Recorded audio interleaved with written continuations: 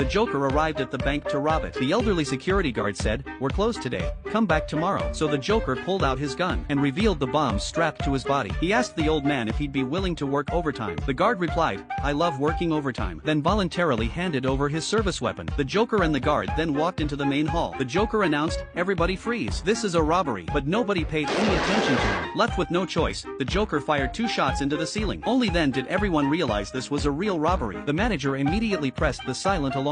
Then the Joker pulled out a bag and locked everyone in the vault. The old guard even helped maintain order, finally handing the keys to the Joker. By now, the police had received the alarm signal and immediately positioned snipers surrounding the bank. The sheriff negotiated with the Joker. The Joker demanded a bus filled with gasoline, a Harley-Davidson motorcycle, a monster truck, and 2 helicopters. For each demand met, he'd release 1 hostage. The sheriff had no choice but to agree. Soon the helicopters were in position. The Joker went to the vault to select hostages. Among the 12 hostages, some were picking their feet, others were praying to God, but one muscular guy had been crying non-stop. When the Joker told them one person could leave first, someone offered their gold watch as a bribe. Another played the age card for sympathy, but the muscular guy was so scared he started throwing up, and even farted, instantly making the cramped space unbearable. Everyone unanimously voted to let him out first. Shortly after, the sheriff reported the motorcycle and bus had arrived. As agreed, 2 more hostages needed to be released, so the Joker quickly returned to the vault to choose. A blonde woman stepped forward, saying the Joker dressed like a girl. The Joker was so angry he almost triggered the bombs. Everyone was terrified and voted for her to leave. They couldn't risk angering Mr. Joker, so the blonde woman and a curly-haired man were released. The sheriff rushed over to question them. The blonde woman wouldn't say anything. The man was too scared to make any sense, frustrating the sheriff completely. The sheriff was confident he'd catch the Joker. He called the Joker again, but nobody answered. In fact, the released hostages were actually the Joker. The 3 of them were accomplices in the crime. The Joker called the sheriff back from a payphone, making even more extreme demands, trying to delay the sheriff's discovery so they could catch their flight and escape. But unexpectedly, an accomplice accidentally hit the car horn, allowing the sheriff to discover their ruse.